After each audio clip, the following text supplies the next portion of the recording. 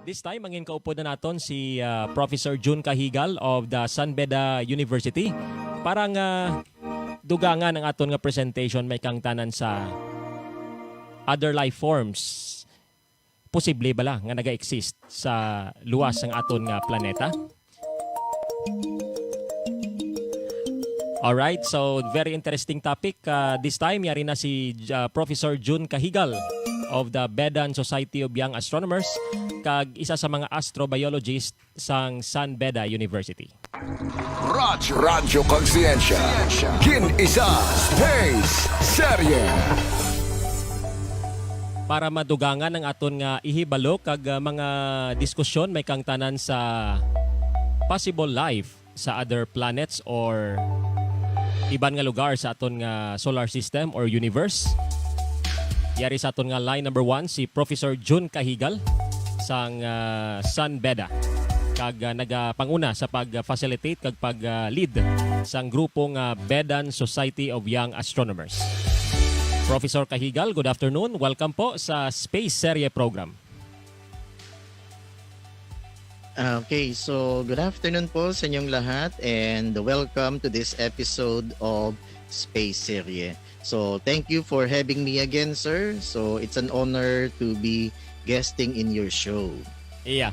So everyone is very fascinated sa topiko with regards to alien life in other areas or planets sa ating solar system or universe. To establish ng concept po, Professor Cahigal, this topic or context falls sa tinatawag natin na discipline under the astrobiology. Ano po ba yung astrobiology to provide a concept or context sa ating mga viewers this afternoon? Okay. So, alam niyo po, napaka-intriguing na topic na ito about alien life. And pag sinabi natin kasing alien life forms, we are actually dealing with the science of astrobiology. So when we speak of astrobiology, this is the science that studies the origin, the evolution, and distribution of life in the universe.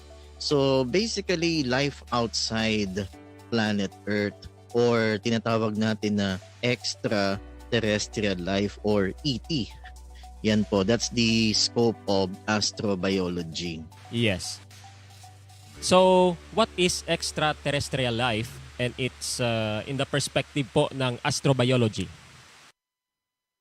Okay. So, pag sinabi nating ET or extraterrestrial life, so basically this is life outside of planet Earth. Because I'm sure we all know that planet Earth so far is the only planet in the solar system, if not the universe, that is capable of sustaining life. So far, ito lang po ang planeta na may buhay. So, ang pinag-aaralan po ng astrobiology is extraterrestrial life that is outside planet Earth. And there are many fundamental scientific questions that must be tackled in the study of extraterrestrial life, such as ano ba ang basic requirements for life? Then, could life have been arisen anywhere else in the solar system? And are there other planets like the Earth? Meron ba mga planeta dyan na kasing tulad ng mundo natin? Or how is likely is the evolution of intelligent life outside planet Earth? So, yun yung konteksto ng ET in the perspective of astrobiology. How do we interpret alien in astrobiology, Professor Cahigal?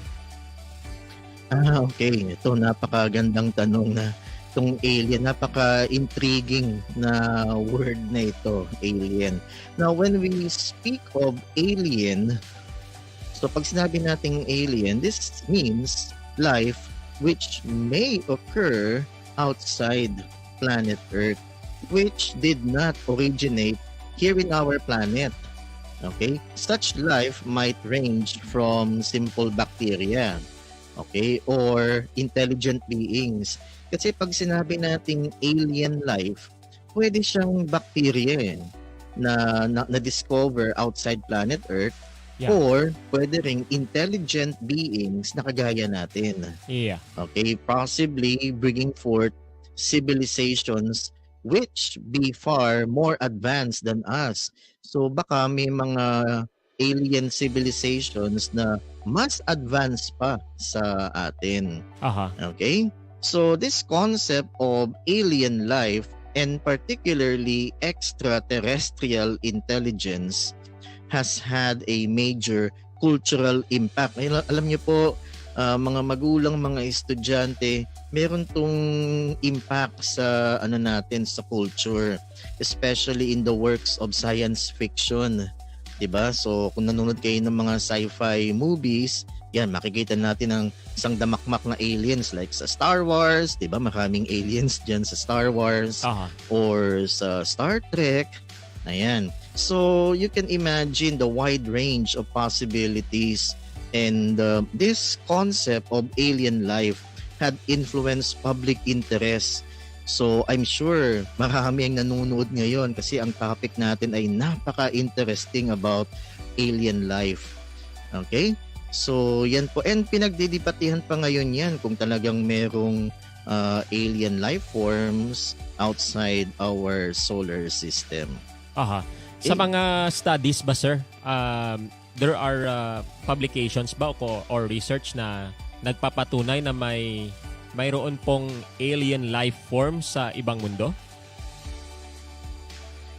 Okay. So actually, we are still, scientists all over the world are still studying kung meron nga talagang alien life from other planets. So let's think of NASA, for example. NASA. Alam niyo po, ang NASA nagpadala na po ng maraming space probes that are designed to detect the presence of life. Aha. So yung latest ngayon sa NASA is the Perseverance rover. Sa Mars. So kung familiar po kayo dun sa papunta yan sa Mars, and parating na po siya, malapit na po siya sa Mars by February. Yeah. The Perseverance rover will land on the red planet. And Perseverance is designed to detect the presence of life. So marami siyang mga instrumento that may detect the presence of life on the red planet. Okay, and marami pang possible members in the solar system that may harbor life. Like yung Voyager, if you're familiar with Voyager. Yes. Voyager discovered ice on Europa. Europa is one of the Galilean moons of Jupiter. Yep. Now, if you're familiar with your astronomy, Europa is covered with ice. Now, many scientists believe that icy sheet may contain liquid water. So sa ilalim ng ice na yan is liquid water. And pag may water, may life, because the search for life outside planet Earth is the search for water. Okay? Another possible member of the solar system that may harbor life is Titan. Okay, Titan is the largest moon of Saturn. And NASA had sent the Cassini-Huygens probe. Okay, yung nagland sa Titan is the Huygens probe. Yep. And the Huygens probe discovered liquid on Titan. So, hindi siya liquid water but liquid methane, kasi Titan is really cold, malamig sa Titan, and water will not exist in liquid form. Mag-ice ang water dyan. Yes. So on Titan, there is liquid methane. In the form of gas. So there's a possibility na may life doon, pero hindi intelligent life, but siguro mga microscopic life forms. Mga microbes. Okay, meron pa. Oo, mga microbes. Yep. Meron pa, one of the moons of Saturn also, that's Enceladus. And as discovered by the Cassini space probe, may mga geysers, may mga umuusbong na liquid sa Enceladus. Yep. So Enceladus also is a good candidate for the existence of microbial life. So hindi talaga intelligent life, but probably microbial, mga microbes yan, Yeah. outside planet Earth. Alright, maliban po sa water, what are the elements or chemical composition po sa isang planet or moon or sinasabi natin na asteroid, no? That may harbor life. Okay. So alam niyo po mga magulang, mga estudyante at sa mga nakikinig ngayon dito sa programa na Space Serye, alam niyo the search for life outside planet Earth is the search for water. Ayan po. So alam niyo po dito sa ating mundo, kaya may buhay tayo, it's because of water exhibiting special properties. So ang water, 'di ba, may carbon, may oxygen, and water exhibits certain properties like cohesion, adhesion, surface tension that supports life. Kaya importante yung search for water. Okay? Ngayon sa NASA, they are looking for biomarkers. So by searching for these biomarkers, doon natin malalaman kung may buhay nga sa isang planeta or wala. So one example of a biomarker is oxygen. Okay, ngayon pag may na-discover silang oxygen sa isang planeta or a moon or an asteroid, isa lang ibig sabihin nun. There might be some photosynthetic organisms because we know that the byproduct of photosynthesis is oxygen. Baka may mga plant life doon sa planet na nagbibigay ng oxygen. So may photosynthesis. So isa po yung biomarker, oxygen. Another biomarker na hinahanap po ng mga scientists natin is methane. So pag may methane sa buwan, sa isang moon or an asteroid or a planet, isa lang ibig sabihin nun. That means that there might be some microorganisms that produces the methane. Okay? So yun isa pang biomarker na hinahanap ng ating mga scientifico in the search for life outside planet Earth. All right. But again, ulitin ko, the search for life outside Earth is the search for water. Like sa Mars. Diba? Kasi yung sa Mars, may polar ice cap sa Mars and that polar ice caps contain water. Yeah. So that's why Mars is a good candidate. Yung Titan, meron din, kaya lang hindi liquid water. Liquid.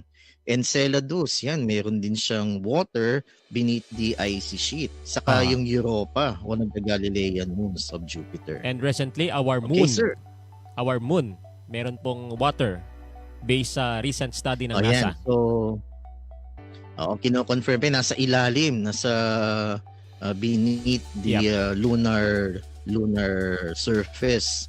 Yan, anyway, they're still trying to confirm nga kung talagang meron ngang liquid water on the beneath the lunar surface. And these regions sa ating solar system na makikita yung mga water, yung mga biomarkers na sinasabi natin is located sa tinatawag natin na Goldilocks zone. Can you tell us about this Goldilocks zone sa ating mga viewers? Siyempre, alam natin that this is a habitable zone where temperature is just right. Not too hot and not too cold po, Professor Cahigal. Okay. So, magandang tanong po. Lalo maganda to sa mga estudyante natin na nanonood ngayon sa programa na ito. Na pag sinabi nating habitable zone, this is the area around a star, yung star natin ay yung sun, where it is not too hot, gaya ng sinabi niyo, sir, or not too cold for liquid water to exist. So, tignan na lang po natin ang mundo natin, okay, planet Earth. Planet Earth is 93 million miles away from the sun. Yun po yung distance natin from the sun. Our distance from the sun is 93 million miles. Ngayon po, pag naging 85 million miles yan, medyo lumapit tayo ng konti sa araw. So, what do you think will happen? So, siguro mag-comment down kayo sa comment section. Yes. So ano kaya mangyayari pag yung mundo natin ay lumapit sa araw? Let's say naging from 93 million miles naging 85 million miles. So what do you think will happen po sa mga nanonood ngayon? So type in sa comment box natin. So yan. So pag lumapit tayo sa sun, yung yung mga oceans natin, kukulo yan kasi iinit eh. Yep. So magbo-boil yan, di ba? Okay, and magbabago po yung weather natin. We would end up like Venus kasi Venus, di ba, mainit. Or pag lumayo naman tayo sa sun, naging let's say 98 million miles. Ayan. So medyo lumayo tayo ng konti sa sun. So what do you think will happen to our planet? Sige, mag-comment down po kayo. So pag lumayo po tayo, ano mangyayari po sa tubig natin? So magyayelo yan, di ba? So water will exist in solid form and that is not good for life on Earth. Sa kalalamig po, yung temperature natin, global temperature will plummet down. Yes. And that's not good for life on Earth. So tamang-tama lang yung 93 million miles. Diba? It is not too hot, di tayo masyadong malapit sa sun, and di naman tayo masyadong malayo. It's not too cold. Yeah. So yun ang tinatawag natin na habitable zone. Okay, ba't tinawag na Goldilocks? Diba? Baka magtaka kayo, Goldilocks, diba? Bilihan niyo ng mga cakes. So, diba, alam niyo naman yung story ni Goldilocks, diba? So, napadpad si Goldilocks sa bahay ng 3 bears. Diba? Gutom na gutom si Goldilocks sa kanyang paglalakbay. Nung pumasok siya sa bahay ng 3 bears, meron siya nakitang 3 bowl ng laman ay porridge, parang lugaw. So, tinikman niya yung porridge na malaki, yung kay Papa Bear, medyo mainit. Okay, then tinikman niya yung porridge ng Baby Bear, masyadong malamig. Yung tinikman niya yung porridge ni Mama Bear, tamang-tama lang. The temperature is just right. So, ganun din po yung mundo natin. Our distance from the sun is not too close or not too far. So, our distance is just right for the evolution of life here on Earth. Alright, so this is consistent also sa ginagawang mission ngayon ng NASA about the Kepler Space Telescope, that marami silang na-discover na Earth-like planets, at saka na-derive nila yung planeta na yun as Earth-like planets because yung location niya is nandoon po sa tinatawag natin na Goldilocks zone, Professor Kahigal. Yes, the Kepler Space Telescope had discovered more than 1,000 planets na po. Ano Yeah. yung tinatawag natin na exoplanets. Exoplanet. So tinitignan din po ng Kepler Space Telescope kung yung mga planets na yan that orbit their suns ay nasa kanilang habitable zone. Okay? Yeah. So yan. So napaka-importante po ng Kepler Space Telescope. The Kepler Space Telescope had already discovered more than 1,000 planets Yeah. na po. Isa Yung sa mga- tinatawag natin na Yeah. exoplanets. Isa sa mga familiar is the Kepler 22b na kapareha talaga yung nature sa Earth natin. Oo, yung size, even yung distance niya dun sa kanyang star, nasa Yes. habitable zone siya. Yeah. Oo. Alright, but anyway, malayo sa atin, no? Billions of light years away yung distance ng sinasabi natin na mga Earth-like planets, no? Sa kabilang solar system.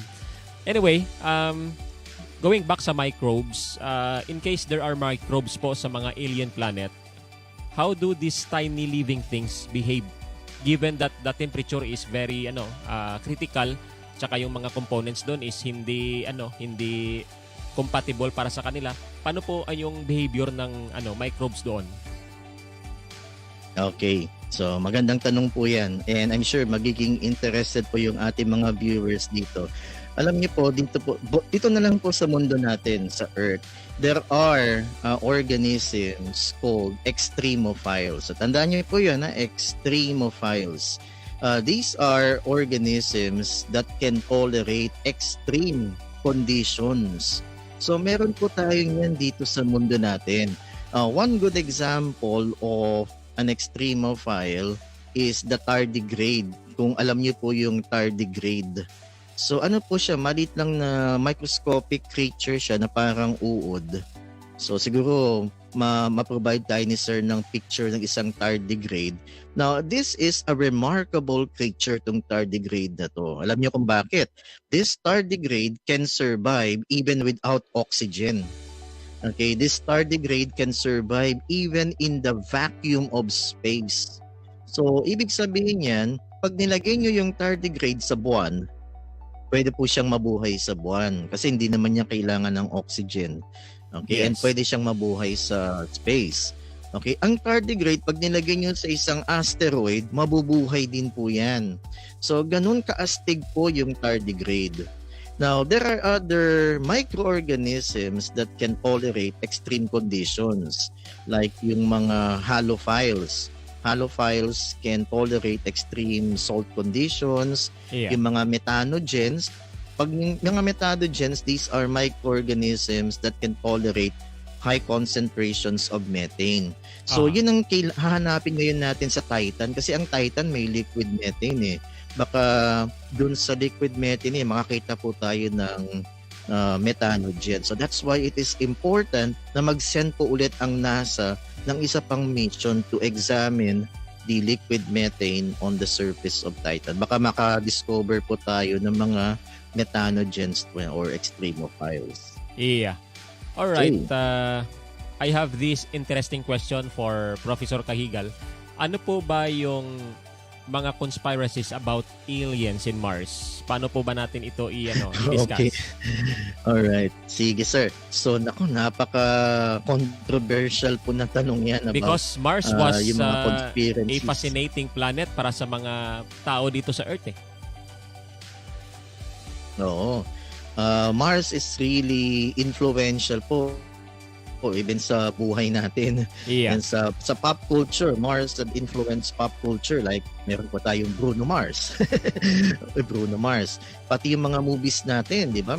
Karamihan dyan, mga Martians, ganyan po. Yes. Alam niyo po, mga magulang, mga estudyante, mga nakikinig po sa programa na teleserye, maraming conspiracies about aliens on the planet Mars. Nung na-discover ni Schiaparelli, alam niyo po si Schiaparelli sa mga batikan na astronomers sa USA, meron po siyang na-discover na parang canals. So alam niyo naman po yung mga canals. So these are water tributaries, di ba? So na-discover ng Schiaparelli yun. Then si Percival Lowell, nung tinutok niya yung telescope niya sa Mars, meron din po siya nakitang mga parang canal system. So naniniwala tong dalawang to, si Schiaparelli and si Percival Lowell, that those canals were constructed by Martian beings. So doon naging popular yung Martian. Okay? So kaya nakuha even sa cartoons, iba kung kilala niyo yung sa cartoon si Marvin the Martian. Yes. Tapos iba may chocolate din tayo ng Mars, gano'n. Yeah. So doon po nagsimula yan lahat because of those canals na na-discover. But actually, there are canals on the planet Mars. Meron po talagang canals, mga dried up riverbeds. And many scientists believe that these canals may have been carved by running water. So during the early history of Mars, may tubig na dumaloy.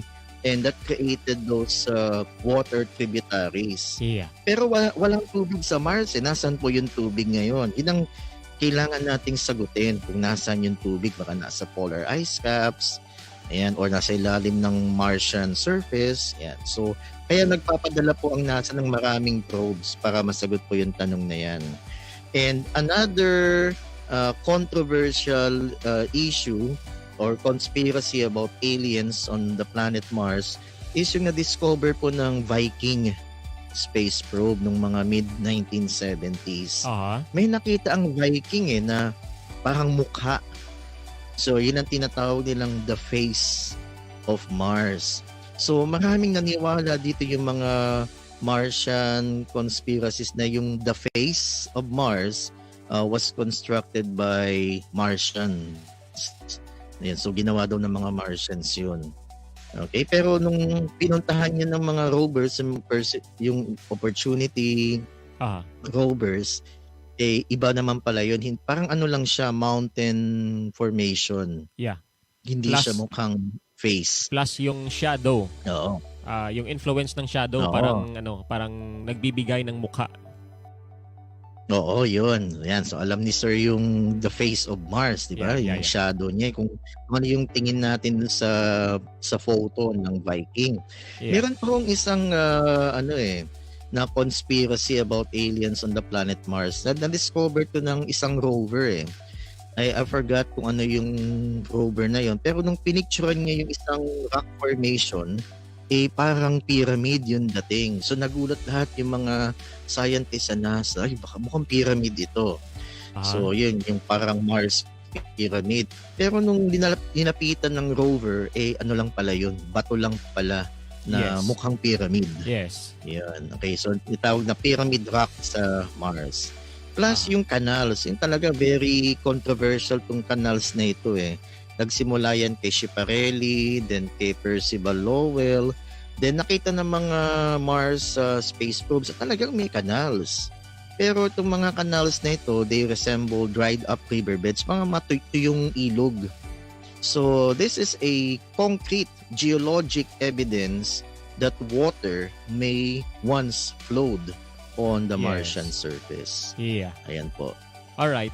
At gusto nating i-educate yung public natin when we say aliens, hindi talaga yung nakikita nila sa movie na na parang humanoid na alien. But of Oo. course, ito, yung question ko na lang sa iyo, sir. How do we conclude aliens in the perspective of science po? To educate our public. Oo. So, okay. So, aliens in the perspective of science. So, kasi pag inisip natin po, pag alien, baka ito po mukhang tutubi. Yes. Or Malaki yung parang ulo. mukhang isda, malaki yung ulo, malaki yung mata. Okay, so actually hindi pa natin alam. So ang hinahanap lang po natin ngayon would be the presence of microorganisms. Yeah. Yan, like sa Mars or sa Europa or sa Titan. Pero napaka-popular talaga yung aliens, especially yung konsepto ng intelligent life, yung mga intelligent aliens. Okay, so ganito na lang po in the perspective of science. So para sa ating mga nanonood ngayon, sumusubaybay sa programang Space Serye. So I'm sure you're familiar with the Drake's equation. Ayan, ito very popular itong Drake's equation. Now, hindi naman po ako mathematician para ipaliwanag yung Drake's equation. So ito lang ibig sabihin po ng Drake's equation. Ngayon po pag tumingin kayo sa kalawakan, if you look up in the night sky, hindi nyo po mabilang ang mga bituin. There are billions and billions of stars in the visible universe. Then, out of those stars, there might be planets orbiting those stars. Kasi ang dami nila eh. Hindi nyo po mabilang ang dami ng mga bituin. And our sun is just one of the billions of stars in the Yes. visible universe. Yes. So according to the Drake's equation, baka merong mga stars dyan na may mga planets orbiting those stars.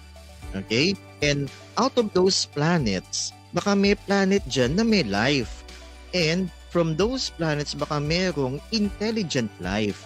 So yun pong sinasabi ng Drake's equation. Okay, Yeah. then pumasok naman itong scientist na ito na si Enrico Fermi.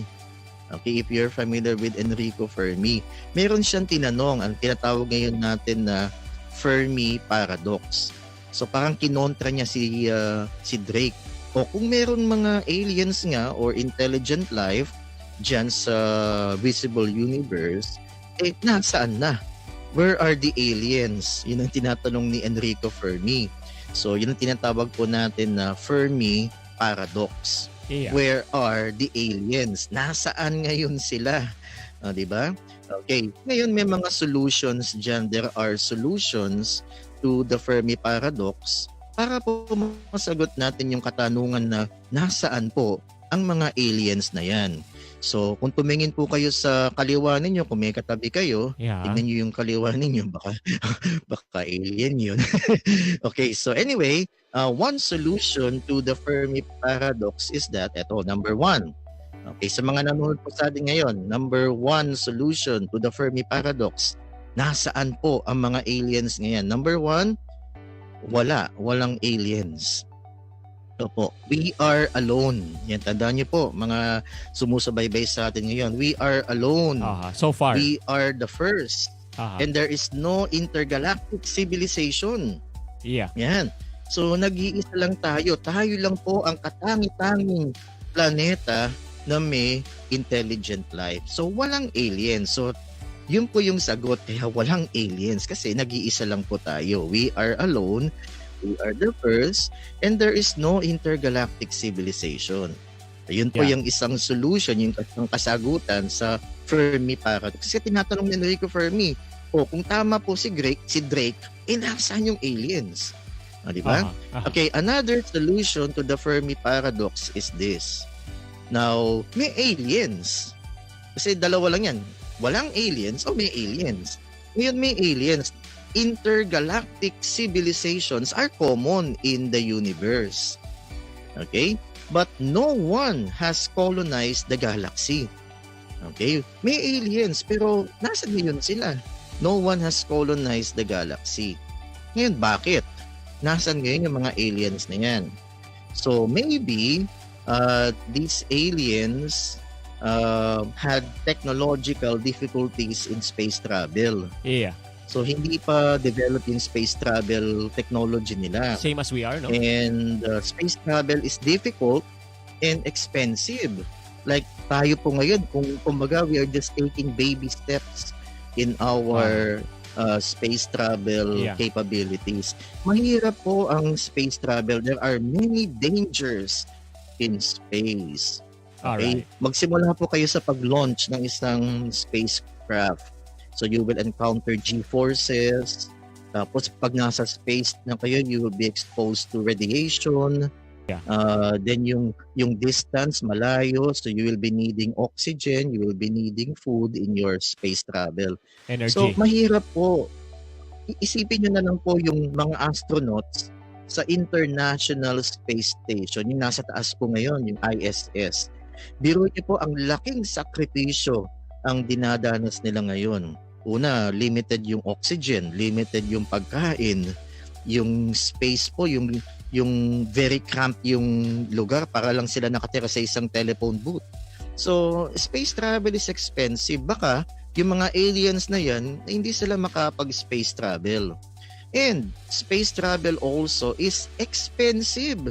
Mahal po ang magpalipad ng mga astronauts. So baka namamahalan din yung mga aliens kaya no one bothered to colonize the galaxy. Correct. Okay? Kaya po natigil yung Apollo eh. Diba? Because they have to cut their budget. So hanggang Apollo 17 lang po. Wala nang Apollo 18 noon. Yeah. Okay? Alright. Another reason kung bakit walang aliens, maybe other civilizations had no desire to explore.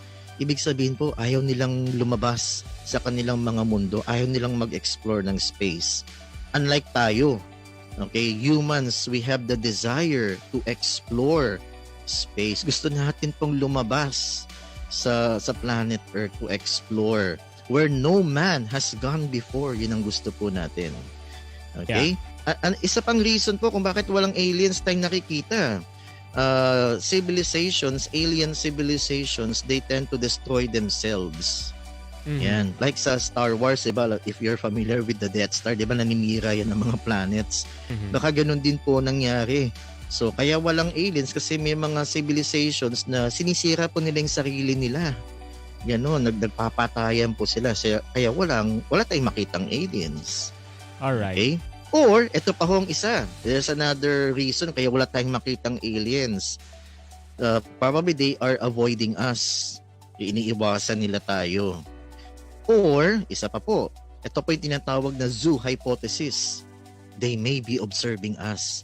Baka nandyan na po. Nandito po yung mga aliens. Nasa paligid lang natin. Yes. Hindi lang natin alam at inoobserbahan nila po tayo. These aliens are observing us but we don't know it.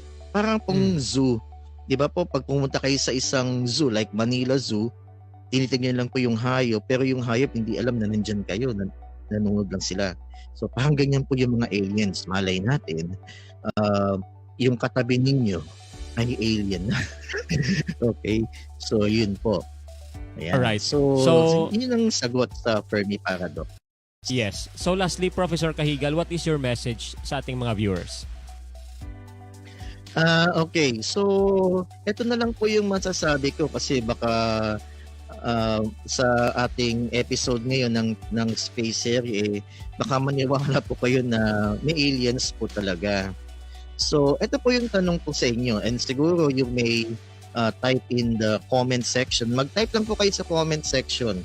Ngayon, do you believe that there is really extraterrestrial intelligence? Yan. So, I am challenging the viewers right now. Sagutin niyo po ito. Do you believe that there is extra intelligent life? Ayan, di ba? Okay, there are a lot of places out there. Maraming molecules sa space that support life. There are billions of stars in the visible universe. And yung Kepler Space Telescope, gaya ng sinabi ni Sir, had discovered over about 1,000 or more exoplanets. Okay? So talagang nakakabighani pag wala pang alien sa dami ng mga stars. Okay? Kaya lang, ito po ang kailangan natin. We need evidence. Okay? Wala pa hong ebidensya na may aliens nga po. Okay, ngayon siguro sasabihin niyo, sir, marami ng mga UFO sightings. Oo nga, maraming UFO sightings na nakita ng mga tao. Pero kailangan po natin ng ebidensya. So we need evidence para mapatunayan po natin na may aliens. Okay? Alright. So yun po, we need, i-reserve po muna yung judgment. So kung tatanungin po ako kung may alien nga, Sir Kahigal, meron bang aliens?